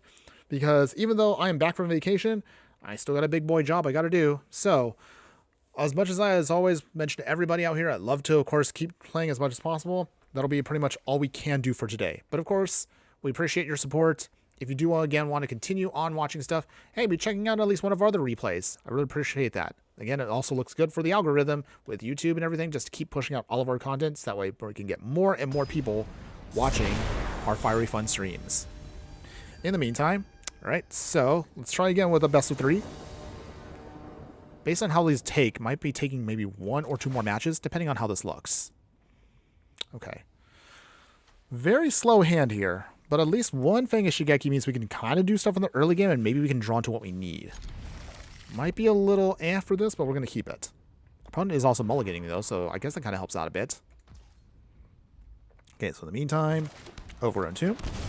Fang Shigeki. All right, opponent, show me what you got. Okay, Blackleaf Cliff, that's fine. Swamp. Swing here, down to 19. Okay. Sulphur Springs. Blood Tithe Harvester. Very on par for Rakdos midrange. Pathway Land. He's swinging. Down to 17. Okay, opponents. What do you got? 3rd land drop. Favorable to Mirror Breaker. Yep. What you expect. It's what you definitely would expect for a deck like this. Okay, Blooming Marsh. Play Land of War Wastes. Enduring Tenacity. Swing again. Down to 16. So the Enduring Tenacity doesn't really do much of anything until we start getting our life gain shenanigans going on. But we did not have that, so we're going to see if we can try to find it. Hopefully, at least in this game. All right, they make their token. We'll block. If they do blow it up, that's fine. It'll bounce back as an enchantment. Oh, Blood Tithe Harvester. All right, that's fine. That does clear the board. Tenacity comes back now as an enchantment. Do they get what I think they got? Invoke Despair. That's annoying. Okay. Well, that blows up the whole board for us. Oh boy. Okay, Tenacity again. Blooming Marsh, tapped. We have a Tameo Safekeeping, so that can help us out. Maybe, but we'll see. The opponent here is very, very annoying. Oh boy. Okay, so... we're at that point again. Thoughtseize. Oh, there goes the Tameo Safekeeping. Okay. Put that down. Desperation Swing. Do you block opponents? They do. It'll push away the Shieldred. At least that's out of the way, so at least we're still alive? Sort of? Maybe. I don't know. We'll see.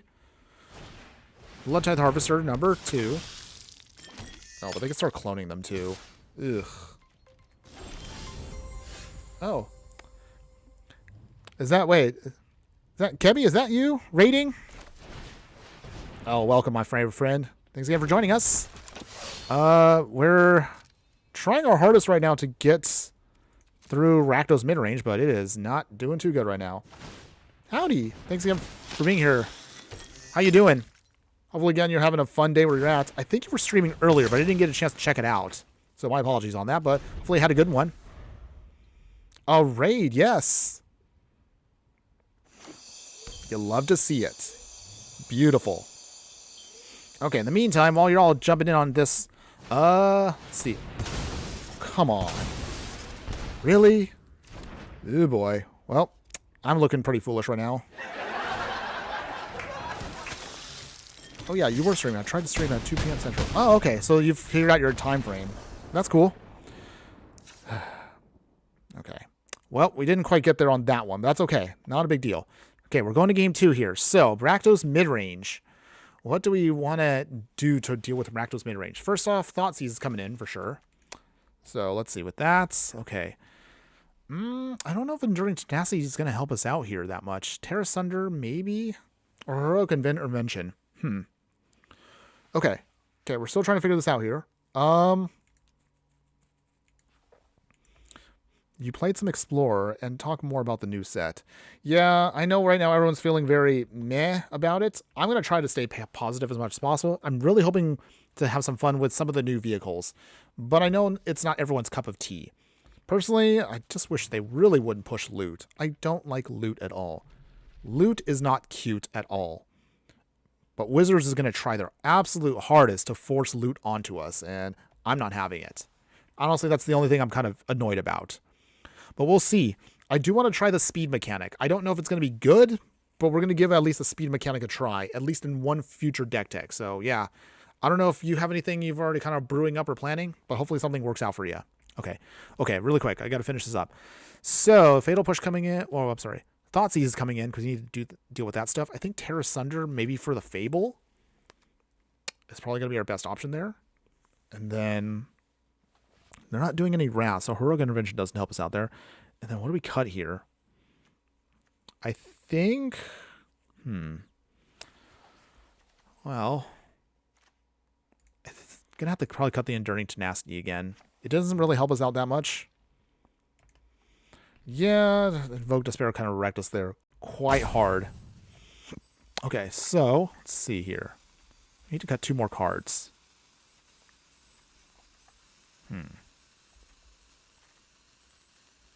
Let's see. I guess cut 2 of the Yuan Ting Fang Blade. We'll do that. Let's try that. Let's see if this works out for us. Not sure how well it's going to go, but we'll try. Kebby, I'm trying to decide if I want to reduce MTG content this season in favor of Pokemon or something else. Okay. Looking to jump to another TCG, huh? Well, whatever you do, hopefully, again, it does work out for you. I know sometimes it can be a little tricky to go from one TCG to another. I mean, personally, I haven't played Pokemon TCG in forever, so I'm completely out of the loop as to how that goes. The closest only other games I've myself have played, I'm collecting Lorcana, but I haven't had a chance to really play, and it's kind of clunky to play Lorcana because we don't have a way of setting up a stream with it since there's no digital client yet. Yu-Gi-Oh! Master Duel is also something I like, but I haven't really played that in, oh dear, how long has it been now? Maybe like a year? Yeesh. But hopefully it works out for you. I mean, what makes you choose that you want to do Pokemon content? Is it something that you've been wanting to do? Is it something that maybe are you jaded from Magic? Let me know. Or maybe you just want to try something a little bit more fresher and different. Either way, hopefully it just goes smooth for you, depending on whatever you choose. Okay, so our opponent here has quite a few options here. We'll throw away that Go for the Throat. Okay. So, it's going to be a little slow going, but we can get there. Ankle Biter. Okay, opponent. If we can just get another couple more lands, we should be fine here. Okay, Pathway. Fatal Push again. So, let's see. Swing here. Thought Seize again. Not really much else we can do, so might as well just start. Ooh, okay. Okay, what do we deal with here? Fable's got to go. That's too much value out of one card. Meat Hook Master is going to be very annoying, but we can deal with that. Okay, Ankle Biter number 2. Okay, down to 18. At the very least, our Death Touchers will keep Shieldred in check. At least for now.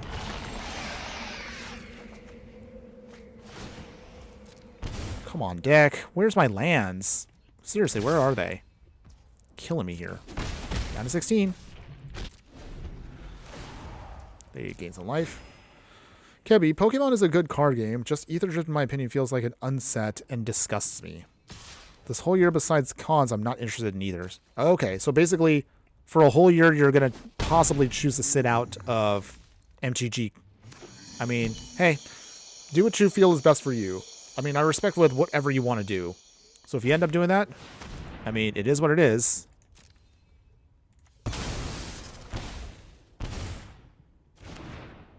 Come on. All right, Fatal Push that away. I'm not having any more hope here at this point. Wow. Our deck completely has hosed us. We did not get a second land drop at all. No! Oh, I'm so sad. No. Okay. Tameo safekeeping just to keep us alive. This is literally just desperation at this point. Alright. Down to 2. Wow. Just nothing. Absolutely nothing. Alright. Rakdos mid-range. Got everything they needed. And we lost horribly here. No, we seriously got wasted. Like, completely wrecked on that one. Like, they literally gave us nothing to work with there. That was terrible, by the way. It's fine. Okay. Shaking it off. And we will try again. Kebby, we have to pass to push Sage. Okay. And then Splendid. Wish Brawl was better, but they won't make a 1v1 commander without Alchemy. Yeah. If they would just let... Honestly, if Brawl just didn't have the Alchemy cards, I probably would be playing it a lot more. But it just... Yeah, that's just something that continually frustrates me. There's a lot of good decisions that... Like, Arena overall kind of got me back into playing, but they make so many questionable decisions about how they run it. But seriously, like... I don't know who are they even making Alchemy for anymore. I feel like they want to start pushing more into like a Hearthstone style of game, but that's not what Magic is. And that's kind of taking away from it, which kind of leads me again back to the point that I know you, Kebby has mentioned it, and a couple other players I've talked to mentioned it before, which is this year just feels kind of like a wash for the game because of the different sets that are coming in. I'm still going to try to be hopeful though, Because again, if I get burned out from it, I don't want to stop doing content for Magic. I love the game, but I am questioning some of the sanity I'm in my head right now trying to do all this. But okay, we'll have to wait and see as it comes. Like, that's the only thing I can say about myself is we're going to have to wait and see what comes over the next couple months. This could be a really big time to start seeing a lot more players join the game, but I hope they're coming in for the right reason. I guess I'll probably put it that way. Alchemy, let's see, blue-white, and unset theme sets. What is Magic even more? Yeah, Universes Beyond is what you mean. Oh, okay. I mean, I don't know. It's such a complicated thing. And I sometimes wonder, like, where was the... Okay, I guess I could say I know what the decisions here are. We all know it's meant, of course, to expand the game, make it more accessible to other people out there. I get that. I can understand that we want to try to start building out our base because most of Magic right now is starting to age out a little bit here. I myself, I'm turning, again, good lord, I'm turning 40 this year. I'm definitely an older player when it comes to playing the game. But it's getting to a point where they're not going to be able to sustain players like me anymore because of the fact that I'm older than most of the other player base, at least the player base that they want to have. I think that's probably the best way for me to explain that. But when it comes to Magic, I can get that they want to start capturing the younger crowd. But however, in my opinion, and I've talked about this a lot on stream, the way they're doing it now is not the way, in my opinion, to do it. The smarter solution should have been by now, and I know I'm being it's a broken thing with me. I've said this a million times. Magic should have focused a lot more on expanding from the media side. They should have invested a lot more money into making their characters recognizable. So that way other people that look at stuff in the store shelves, or maybe like a series, a TV show, whatever, something would make it more relevant for players, for people out there that are interested in going, oh yeah, that looks cool. Wait, what is that? Oh, that's based on this card game? I want to check that out. That honestly would have gone a long way to making Magic a bigger brand. Not bringing in IPs. Because now we're basically just... Magic has now become the Lego of TCGs. And what I mean by that is, for those of you that may not be aware, Lego... I like playing with Lego. I really enjoy Lego. I collect Lego. But Lego no longer focused on the core of like, here's a city set, or a generic space set, or a generic pirate set. Most Lego IPs now are focused on Star Wars, or a Marvel Lego, or just something that just doesn't scream like, here's a Lego version of something you already like. So it no longer really has an identity. It's more just, it's based upon just building up just different IPs that they've licensed their toy out to. So I feel like that's where Magic might end up. I don't want it to be that way, so I'm trying to stay positive. But I sure hope it doesn't kill the game in the next couple years. Actually, I have no idea then what would I even be playing after a certain point. Okay, enough of my rant for a second here. Let me just hear you guys out. Ben Splinit.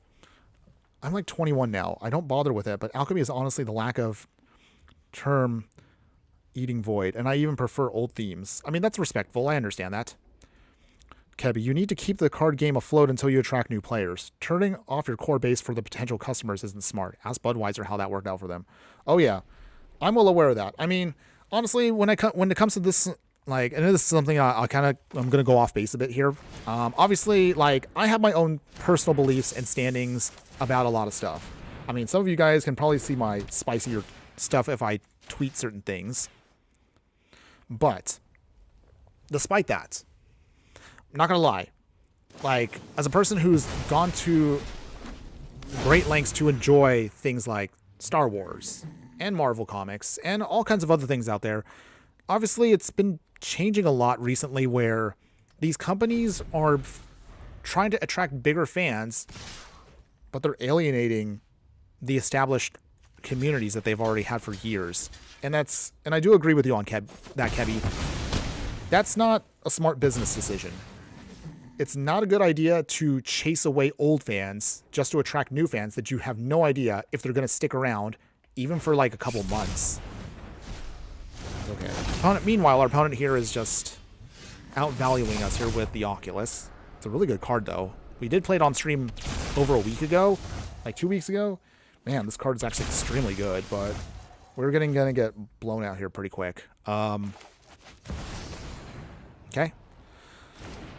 Okay. I guess we'll pump it up here. Not much else we can really do. Okay. Have a great stream. Gotta go spend time with the wife. Okay. Well, have a great day. Hopefully you and your wife have a wonderful day. Take care, my fiery friend. Always be sure to burn bright, whatever you do out there. We'll see you hopefully again another day. But yeah, going back over to my rant real quick, everybody.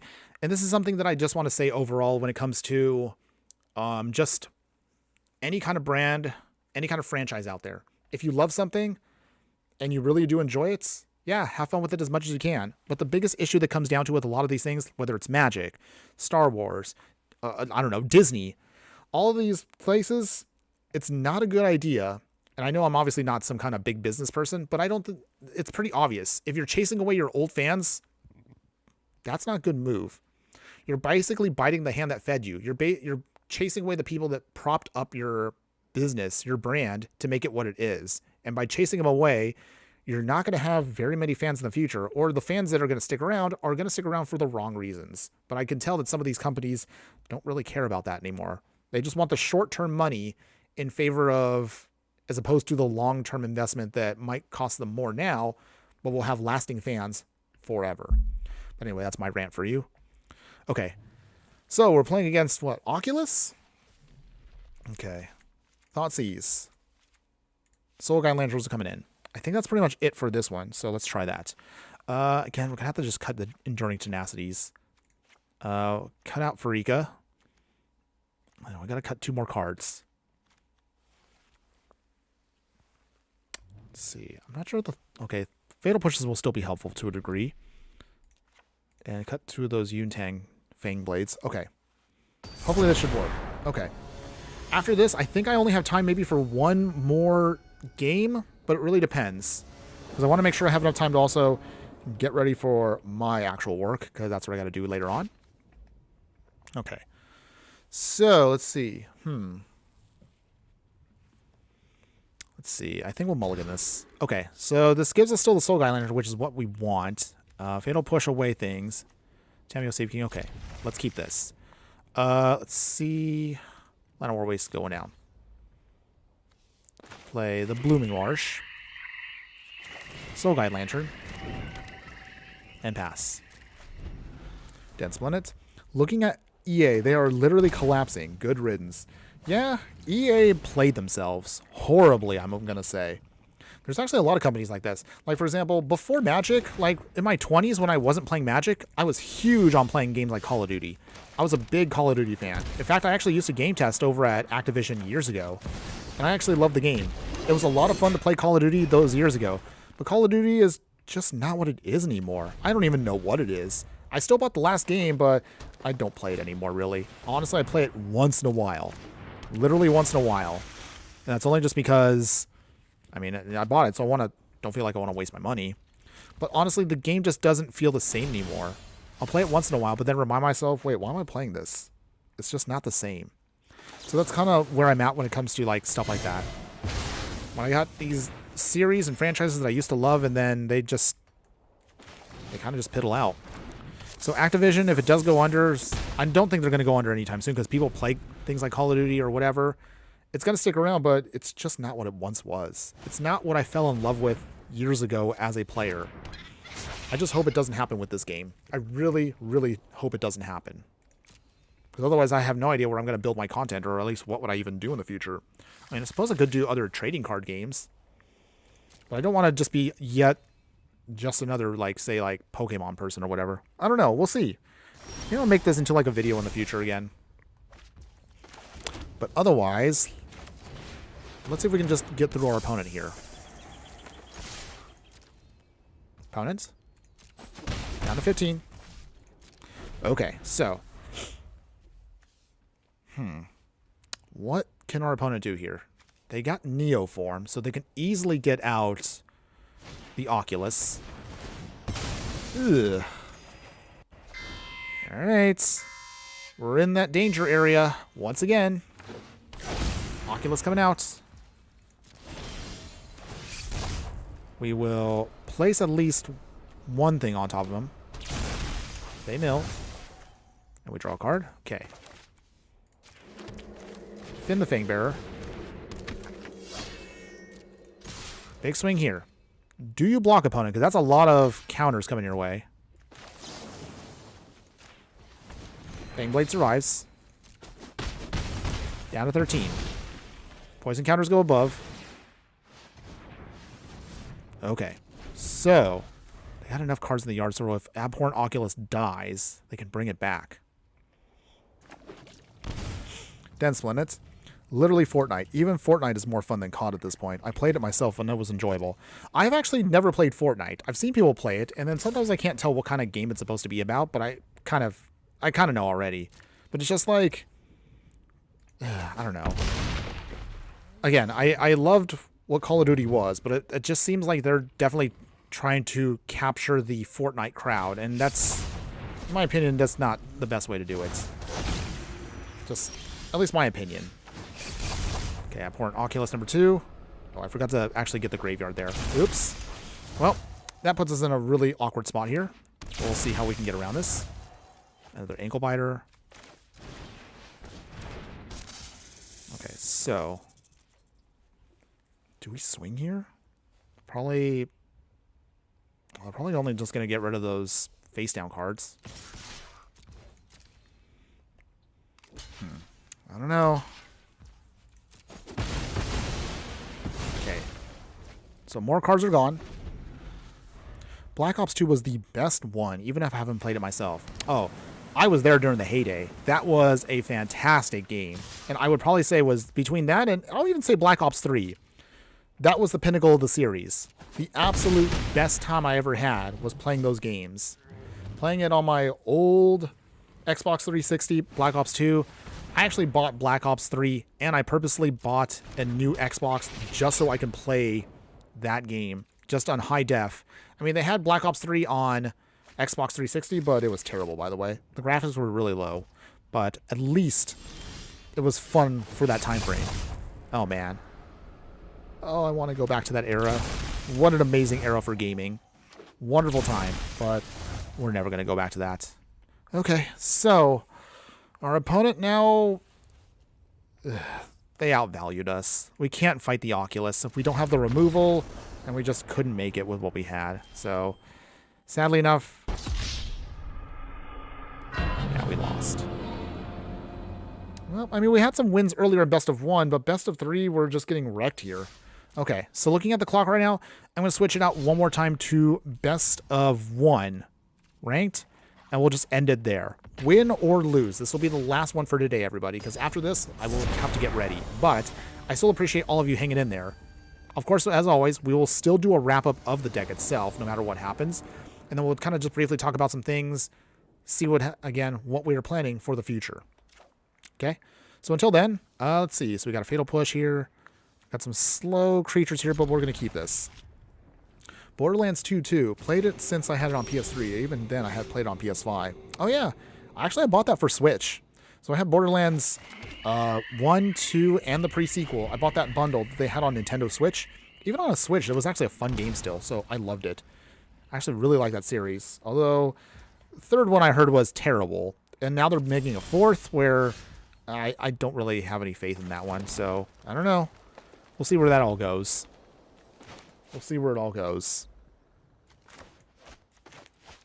Okay. On it, what do you got? Tainted Indulgence. All right. They're going to draw 2. Discard 1. Yep. Opponents. Show me what you got, opponents. Play another land.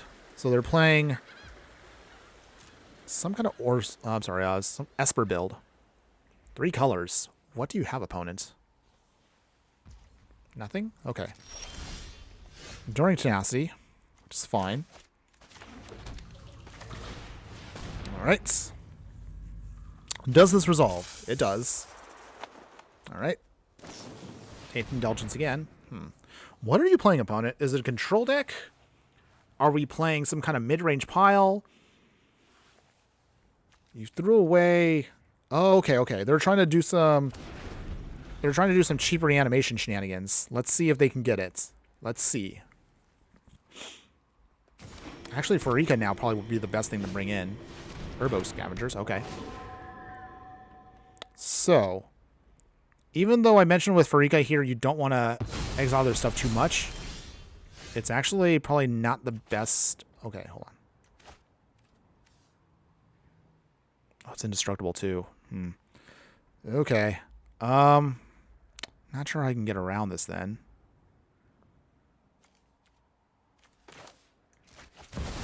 Okay. No attacks. So our opponent here used Herbo Scavengers to then exile Zetapa just to get all those keywords. Yeah. I actually haven't played against this deck in a while, so... Yeesh. Yeesh. Ugh. Alright. We don't have an answer for this, unfortunately, in our best of one, so I think we've lost again. Okay. Wow. Well, the second half of the stream was terrible because we didn't really win all that much. We got some wins in best of one, but not best of three, unfortunately. With brutality. Yep. Yep. I mean, I could bring stuff back, but it might be too late at this point. Dang. Hooded Blyfang doesn't really help us out at all because there's not really anything we can do to fight this. The combo is not in our favor for best of one, so... Well, I guess that is it, everybody. Yeah. It's fine, though. I mean, I guess just today maybe it just was not our day. That's okay, though. I guess we're going to have to end it there because we are running out of time. So, let us discuss the deck overall. The good, the bad, and all that stuff like we normally do. So, that was the Year of the Snake, everybody, in Golgari for the Explorer format. So, you tell me in the comments below, what do you think? Would you play this deck in any way, shape, or form? Well, I'll be honest, the deck is definitely fun. It's cute, but because it is more flavorful than it is functional, well, of course, you're going to run into some clunky issues there. Having said that, though, it's not a bad deck overall. If you really want to be serious about this, obviously you're going to have to cut the snakes here and put in more stuff that has Death Touch and Lifelink. So, to put this another way, if you were to look at what is available in these colors for creatures, because I'll do this way. Okay, there we go. Okay, so if you want to stick to this, we have cards such as Billowas Skull Dweller, which has Death Touch and Toxic, which is actually much better for the deck. You can use cards like Vampire to the Dire Moon if you want to do it that way, or even Tiny Bones here. Honestly, these are going to be much more stronger upgrades for the deck. You can even use Foulmire Knight if you want to because it has Death Touch, but also it can help you draw a card if you need to in a pinch. So cards like that actually are much more preferable. But keep in mind the reason why we're doing it this way is, again, we were just trying to go with a flavor win today. So I'm happy about the flavor overall. The deck can get some wins, but it's just a little unoptimized, all will. The idea, my opinion, is there. The execution was more functional, more flavorful. So because of that, it just ended up kind of looking maybe a little worse than we originally thought. Not a big deal, though. I'm still not going to be mad about that. We're having fun here. The whole point, of course, as always, is to make these budget, jank, fun builds. So if you still like the deck, I believe the deck is going to cost you, I think, like $188 if you actually want to build it yourself, or at least put together, I forgot how many rares and mythics it is, but we'll still it still works for what it is trying to do. So Mosswood Dread Knight, Mosswood Dread Knight probably would be a much more stronger option for you. But now we're kind of getting into the territory of just making it the standard Golgari mid-range deck that it honestly was over there. Something to think about. But otherwise, not much else I really want to say, except I did like the deck. Fun and flavorful, just not optimized. Best of one is probably going to be the best bet for this, because once your opponent knows what your game plan is, they'll tend to pull it apart pretty quickly here. But it still is decent enough. Sideboard options I felt like were okay. We didn't really need to use Destiny Spinner at all. Soul Guide Lanterns were helpful, but at the same time, we didn't really use them to their full extent. Thought Seizes are, of course, great all-star cards as always, so I definitely would recommend those. Terror Sunders were helpful too. Heroic Intervention, we didn't deal with any Wrath, so that wasn't really anything that helps us out here. So again, there's definitely options you can work with this deck. You can go with the more of the controlling mid-range pile with using Farika or using cards like Vraska. Those might be your better options for you. Or if you want to stick to the poison game plan, I mean, you might as well just, I guess, go with more of a toxic / Phyrexian plan. Either way, if you want to like play this deck in any way, shape, or form, as always, I will definitely leave a link for you once we're done with the video and put it into the replays details. So keep that in mind. Otherwise, that's pretty much it, everybody. As far as now, the final part, as always, for those of you who stuck around this late into the stream, thanks again for hanging in there. My true fiery friends, you're going to get a chance to see, again, what is coming over this week. So, if not tonight, or I should say, maybe if not tomorrow, Tuesday for sure, one of those 2 days, we will have our free burn deck. This deck does not have any rares or mythics, so that's our next big deck tech. I wanted to see if we could put something together in the powerful format of Timeless for basically free. So this is actually great starting points here for those of you that like to play in a higher powered format, but also don't want to spend a lot. So that's going to be there for you. The next budget ultra deck tech is going to be basically Phyrexia here. 4 colors, which is not an easy thing to build, believe it or not, but we managed to put something together in 4 colors, which is all Phyrexian, so hopefully you'll get a chance to look forward to that soon. As you see, this is number 3 in the series. We've already put together gates and caves. Still trying to work on if I want to make it vampires, but that's mostly going to be this set of 4 colors. And then deserts is going to be the other next one that's coming down the pipeline.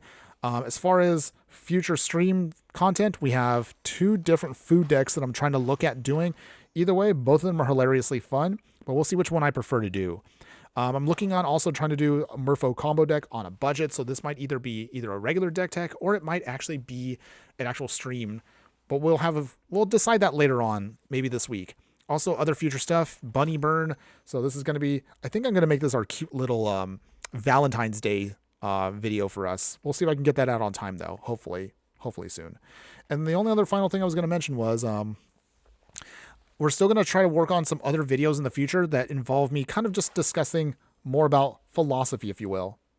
No Step on Snick. Benson, thanks again for joining us, but oh man, we're about to end this in just a little bit, my friend, but I'm glad at least you showed up just for a little bit here.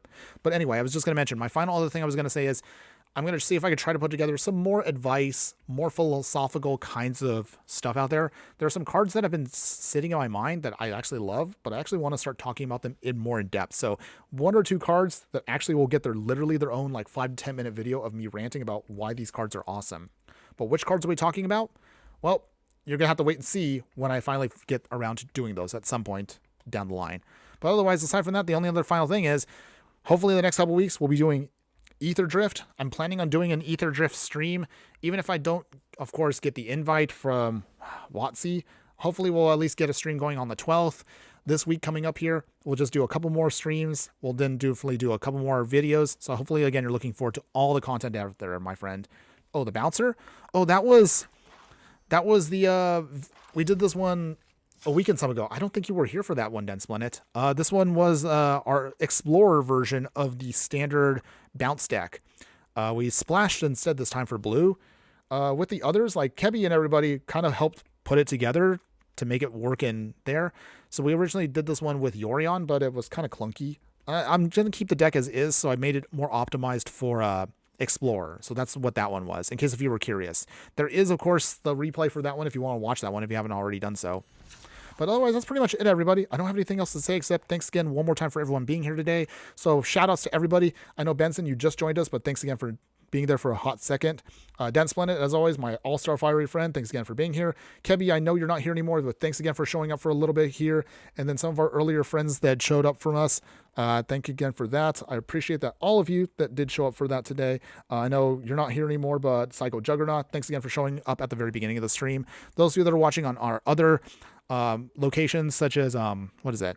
Shout out to my Instagram viewers out there. So what is it? Magic CCDR 2500. Shout out to you. I know you were there. Appreciate you, of course, hanging out from Instagram. And anybody else that's watching from either Kick or X or wherever, one more time, thank you so much. As always, I appreciate any and all support wherever you are coming from. But that's pretty much it, everybody. I need to get ready for work now because I got to make money. Until I can make more money on this platform, that's what I got to do. Grown-up stuff. You know how it goes. Any case, thanks again, everybody, for being here. Hopefully, again, we'll see you maybe midweek for, I would say Wednesday is probably what we're looking at for the next stream. I will see you then, everybody. Have a wonderful Sunday afternoon. We're going to have another bit of fun later this week. Take care, and we will see you again later on. However, as always, I do want to mention one more time, just remember that no matter what you do play in the game of life, always be sure to burn bright. We'll see you next time, everybody. Later.